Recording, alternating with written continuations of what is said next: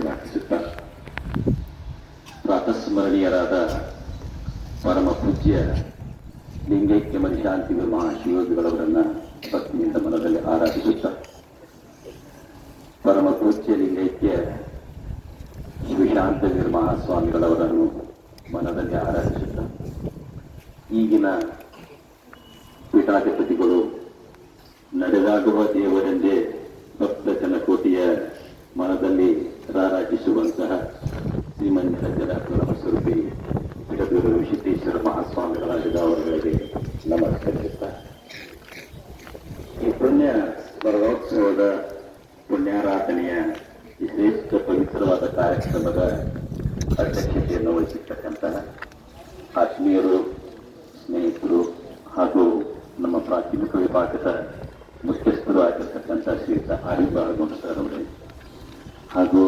ಆತ್ಮೀಯರಾದ ಕೃಷ್ಣಪ್ಪನವರೇ ಹಾಗೂ ಇನ್ನೋರ್ವ ಪ್ರಾಥಮಿಕ ವಿಭಾಗದ ಉಪ ಮುಖ್ಯಸ್ಥರಾಗಿರ್ತಕ್ಕಂಥ ಗಾಳಿ ಸರ್ ಅವರೇ, ಬಸವರಾಜ್ ಸರ್ ಅವರೇ, ಗುರುಮಾತೆಯರಾದ ರಾಜೇಶ್ವರಿ ಮೇಡಮ್ ಅವರೇ ಹಾಗೂ ನನ್ನೆಲ್ಲ ಪ್ರೀತಿಯ ಗುರುಗಳವರೇ ಹಾಗೂ ಗುರುಮಾತೆಯರೇ, ನನ್ನ ಪ್ರೀತಿಯ ವಿದ್ಯಾರ್ಥಿಗಳೇ, ಕಾರ್ಯಾಲಯದವರೇ, ಎಲ್ಲರಿಗೂ ಶರಣಾರ್ಥಿಗಳು.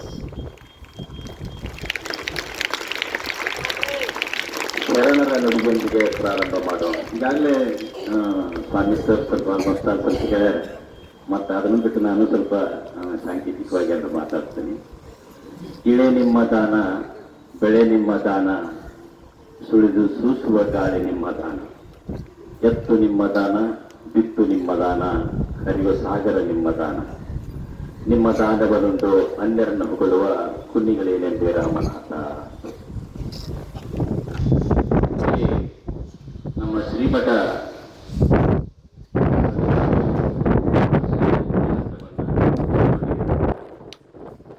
ಈ ಶ್ರೀಮಠ ತನ್ನದೇ ಆಗಿರ್ತಕ್ಕಂತಹ ಗುರು ಪರಂಪರೆಯನ್ನ ಒಳಗೊಂಡಿದೆ. ಸುಮಾರು 11ನೇ ಶತಮಾನದಿಂದ ಪ್ರಾರಂಭಗೊಂಡು, ಅಂದರೆ ಪರಮ ಪೂಜ್ಯ ಲಿಂಗೈಕ್ಯ ರುದ್ರಮುನಿ ಮಹಾಸ್ವಾಮಿಗಳವರಿಂದ ಪ್ರಾರಂಭಗೊಂಡು ಈಗಿನ 18ನೇ ಪೀಠಾಧಿಪತಿಗಳಾಗಿರ್ತಕ್ಕಂಥ ಅಭಿನವ ಸಿದ್ದೇಶ್ವರ ಮಹಾಸ್ವಾಮಿಗಳವರಿಗೆ ಒಟ್ಟು 18 ಪೀಠಾಧಿಪತಿಗಳನ್ನ ಶ್ರೀಮಠ ಅಲಂಕರಿಸಿದೆ. ಅಂದರೆ ಎಲ್ಲ ಪರಮ ಪೂಜ್ಯರು 18 ಪೀಠಾಧಿಪತಿಗಳು ಮಹಾ ಪೂಜಾನಿಷ್ಠರು, ತಪಸ್ವಿಗಳು, ಮೇಧಾವಿಗಳು, ಪವಾಡ ಪುರುಷರು, ತ್ಯಾಗಮೂರ್ತಿಗಳು, ವೈರಾಗ್ಯ ಮೂರ್ತಿಗಳು, ಸಮಾಜವನ್ನ ಸುಧಾರಣೆ ಮಾಡ್ತಕ್ಕಂಥ, ಜೊತೆಗೆ ಅವರಿವರೆಲ್ಲದೆ ಜಾತಿ ಭೇದಗಳನ್ನದೆ ಜನರು ಒಂದು ಮಾತು ಹೇಳ್ತಾರೆ, ಮಾಡಿದ್ದೇನೆಂಬುದು ಮನದಲ್ಲಿ ಬೆಳೆದರೆ ಈಡಿಸಿ ಕಾಡಿದ್ದು ಶಿವನ ಡಂಗುರ, ಮಾಡಿದ್ದೇನೆನ್ನೆದುರು ಲಿಂಗಕ್ಕೆ, ನೀಡಿದ್ದೇನೆನ್ನೆದುರು ಜಂಗಮಕ್ಕೆ, ನಾ ಮಾಡಿದೆ ನಾ ನೀಡಿದ್ದೇನೆಂದರೆ ಏಡಿಸಿ ಬೆಳೆದಪ್ಪುವ ಶಿವಲಿಂಗ ಅಂತ ಬೆಳೆದಪ್ಪ. ಹಂಗ ನಾ ಮಾಡಿದೆ, ನೀಡಿದೆ, ಕೊಟ್ಟಿದೆ ಅಂದಂಗ ಎಲ್ಲ ಪೀಠಾಧಿಪತಿಗಳು ಸಮಾಜೋದ್ಧಾರವನ್ನ, ಭಕ್ತರ ಕಲ್ಯಾಣವನ್ನ ಇಲ್ಲಿ ಈ ನೋಡ್ರಿ, ನಮ್ಮ ಮಠದೊಳಗ ಯಾವುದೇ ರೀತಿಯಾಗಿರ್ತಕ್ಕಂಥ ಜಾತಿ, ಮತ, ಪಂಥ, ಭೇದ ಭಾವ, ಲಿಂಗ ಯಾವ ಕಾರ್ಯಕ್ರಮಗಳಿಲ್ಲ, ಎಲ್ಲರೂ ಕೂಡ ಸಮಾನತೆಯನ್ನು ಕೊಟ್ಟಿರ್ತಕ್ಕಂಥದ್ದು. ಬಸವಾದಿ ಶರಣರ ತತ್ವಗಳನ್ನು ಅನುಸರಿಸಿಕೊಂಡು ತಮ್ಮ ಕೊಡುಗೆಯನ್ನ ಪ್ರತಿಯೊಬ್ಬ ಜಗದ್ಗುರುಗಳು ಕೂಡ ಈ ನಾಡಿಗೆ, ಶ್ರೀಮಠಕ್ಕೆ ಕೊಟ್ಟಿದ್ದಾರೆ. ಅವರೆಲ್ಲರೂ ಕೂಡ ಸ್ಮರಿಸಿದ್ದಾರೆ. ಈಗ 18 ಪೀಠಾಧಿಪತಿಗಳನ್ನ ಒಳಗೊಂಡಿರ್ತಕ್ಕಂಥ ಈ ಶ್ರೀಮಠ, ಅದರೊಳಗೆ 16ನೇ ಪೀಠಾಧಿಪತಿಗಳು ಪರಮ ಪೂಜ್ಯ ಇವರೇ 16ನೇ ಪೀಠ. ಈಗಾಗಲೇ ಸ್ವಾಮಿ ಸರ್ ಹೇಳಿದರು, 16ನೇ ಪೀಠಾಧಿಪತಿಗಳಾಗಿರ್ತಕ್ಕಂಥ ಲಿಂಗೈಕ್ಯ ಮರಿಶಾಂತಿವೀರ ಮಹಾಸ್ವಾಮಿಗಳ ಕುರಿತು ನಾವು ಸಂಕ್ಷಿಪ್ತವಾಗಿ ತಿಳ್ಕೊಳ್ಳೋದು. ಪರಮ ಪೂಜ್ಯ ಮರಿಶಾಂತಿವೀರ ಮಹಾಸ್ವಾಮಿಗಳು ಇಲ್ಲೇ ಸೌಡಿ ಗ್ರಾಮದ ಬಸವಲಿಂಗಯ್ಯ ಹಾಗೂ ಶಾಂತಮ್ಮ ಅಂತಕ್ಕಂಥ ಶಿವಶರಣರ ದಂಪತಿಗಳಲ್ಲಿ ಉದರದಲ್ಲಿ ಜನಿಸಿರ್ತಕ್ಕಂಥವರು. ಇವರು ಜನಿಸಿದಾಗ ಗಂಡು ಮಗು ಜನಿಸಿ ಇವೆರಡು ದಂಪತಿಗಳಿಗೆ. ಅವಾಗ ಅವ್ರ ತಂದೆಯವರು ಕೂಡ ಬಹಳಷ್ಟು ಜ್ಯೋತಿಷ್ಯಾಸ್ತ್ರವನ್ನ, ಎಲ್ಲ ನಕ್ಷತ್ರ, ವಾರ, ತಿಥಿ ಇವೆಲ್ಲವನ್ನ ಒಳಗೊಂಡಿರ್ತಕ್ಕಂಥ ಹೇಳ್ತಕ್ಕಂಥ ಪಾಂಡಿತ್ಯವನ್ನು ಒಳಗೊಂಡಿರ್ತಕ್ಕಂಥ ಬಸವಲಿಂಗ ಸ್ವಾಮಿಗಳು ಅವರು ಕೂಸುಟ್ಟಿದಾಗ ನೋಡ್ತಾರೆ, ವಾರ, ತಿಥಿ, ನಕ್ಷತ್ರ ನೋಡಿ ಅವರಿಗೆ ಗುರುಲಿಂಗಯ್ಯ, ಗುರುನಂಜಯ್ಯ ಅಂತ ಹೇಳಿ ನಾಮಕರಣ ಮಾಡ್ತಾರೆ. ಏನಂತ ಮಾಡ್ತಾರ?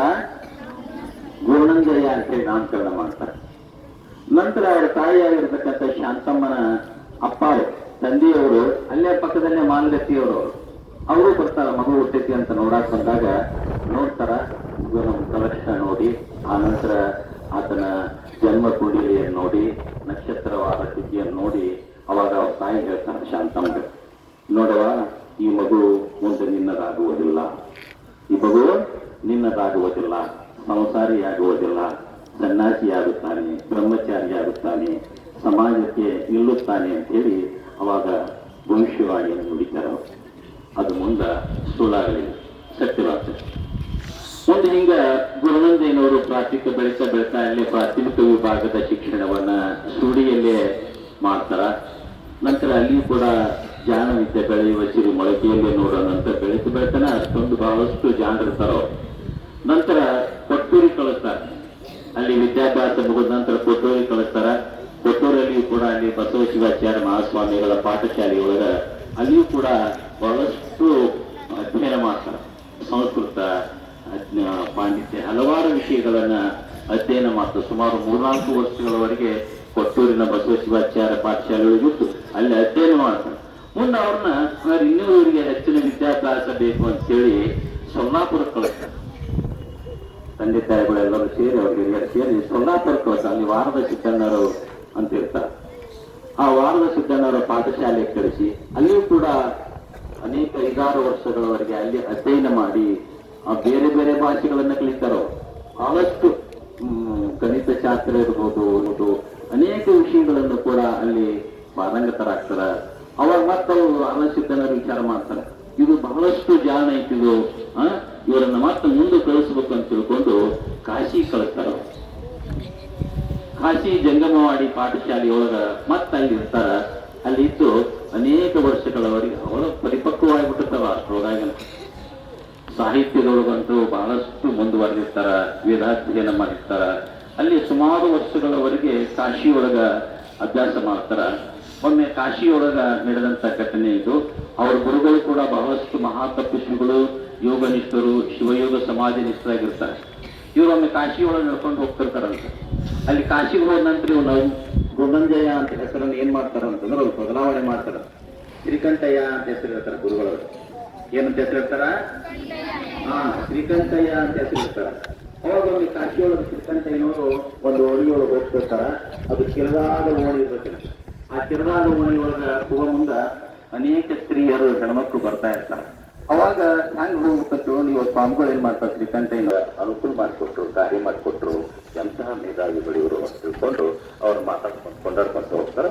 ಯಥಾ ಪ್ರಕಾರ ಇವರು ಮತ್ತೆ ಅವರ ಪಾಠಶಾಲೆಗೆ ಹೋಗ್ತಾರೆ. ಹೋದಾಗ ಅಲ್ಲಿ ಗುರುಗಳು ಹೇಳ್ತಾರ ಹೋದ ತಕ್ಷಣ, ಏನು ಶ್ರೀಕಂಠಯ್ಯ, ಏನು ನೀನು ದಾರಿಯೊಳಗ ಹೆಣ್ಮಕ್ಳಿಗೆ ಎಷ್ಟು ಅನುಕೂಲ ಮಾಡಿಕೊಟ್ಟಲ್ಲಪ್ಪ, ಇಂತಹ ಒಂದು ಸನ್ಮಾರ್ಗದ ನುಡಿಗಳು, ಸನ್ಮಾರ್ಗದ ಕಾಯಕಗಳು ಇರಬೇಕು ನಮ್ಗ ಅಂತ ಹೇಳಿದಾಗ ಅವ್ರಿಗೆ ಆಶ್ಚರ್ಯಕತ್ತೆ ಶ್ರೀಕಂಠಯ್ಯನವರು.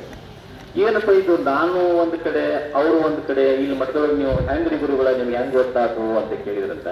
ಅವಾಗ ನೋಡ್ರಿ ಹೇಳ್ತಾರ ಅವರು, ಯೋಗ ಸಾಧನೆಯನ್ನ ಮಾಡೋದ್ರಿಂದ, ಯೋಗ ಸಿದ್ಧಿಯನ್ನ ಪಡ್ಕೊಳ್ಳೋದ್ರಿಂದ ದಿವ್ಯ ದೃಷ್ಟಿಯ ವಾಸ್ತವಿಕವಾಗಿರತಕ್ಕಂಥ ಸಂಗತಿಗಳನ್ನ ತಿಳ್ಕೊಳ್ತಕ್ಕಂಥ ಒಂದು ಸಾಮರ್ಥ್ಯವನ್ನ ಯೋಗ ಸಾಧನೆಯಿಂದ ಮಾಡಿಕೊಳ್ಬಹುದು ಅಂತ ಹೇಳಿ ಅವಾಗ ನನಗೆ ದಿವ್ಯ ದೃಷ್ಟಿಯಿಂದ ನೀನಲ್ಲಿ ಮಾಡಿರ್ತಕ್ಕಂಥದ್ದು, ನೀನು ಹೋಗ್ತಕ್ಕಂಥದ್ದು, ಎಲ್ಲ ಸಂಗತಿಗಳು ನನಗೆ ಗೊತ್ತಾದಪ್ಪ ಅಂತ ಹೇಳಿ ಅವ್ರಿಗೆ ಬಹಳ ಅಂದ್ರ ಅವ್ರ ಗುರುಗಳು ಕೂಡ ಎಷ್ಟು ಇದ್ರು.